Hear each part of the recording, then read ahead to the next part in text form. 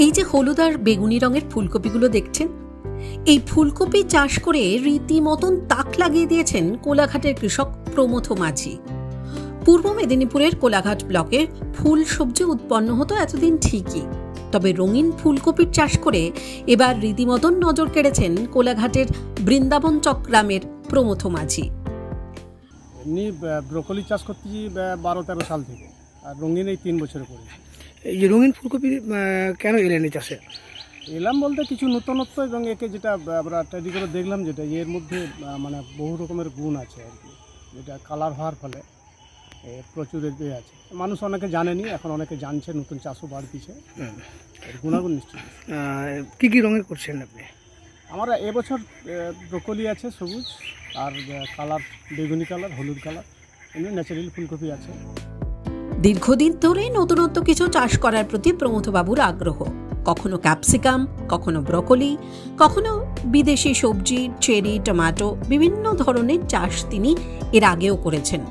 তবে গত 2 বছর ধরে এই রঙিন ফুলকপির চাষ করে রীতিমতন এলাকায় নজর কেড়েছেন এই কৃষক। যেখানে সাধারণ একটা ফুলকপির বাজার মূল্য 5 থেকে 10 টাকা, সেখানে এই রঙিন ফুলকপি খুব সহজেই 40 টাকায় বিকোচ্ছেন প্রমথবাবু। তার কারণ এই ফুলকপি শুধুমাত্র তার রঙেই নয়, স্বাদ আর পুষ্টিগুণেও একেবারে ঠাসা, তাই বাজার মূল্য যথেষ্ট বেশি। প্রমথবাবু জানান, আগামী বছর এই চাষের পরিমাণ আরও বাড়াতে চান তিনি। সব মিলিয়ে যখন বাজারে নিয়ে যাচ্ছেন, তো মানুষের মধ্যে কেমন প্রভাব দেখতে পাচ্ছেন? না, রঙিন দেখলেই তো মানুষ না নিলেও তার একটা আলাদা আগ্রহ থাকে নেওয়ার জন্য, যেহেতু দামের একটু বেশি, সেক্ষেত্রে অনেকে একটু কিন্তু করে, কিন্তু যারা জানে এগুলো করেছে তারা নিশ্চিতভাবে নিচ্ছে। সেলটা একটু কম আর। কোথায় বিক্রি করছেন? আমার এই সাইড কোলাঘাট, মেছেদা বা আমার লোকাল বাজারেও কিছু বিক্রি হয়। কীরকম দাম পাচ্ছেন এখন? দাম এখন 40 টাকার মতো বাজার রঙিন। এটা সাধারণ ফুলকপি কত টাকা?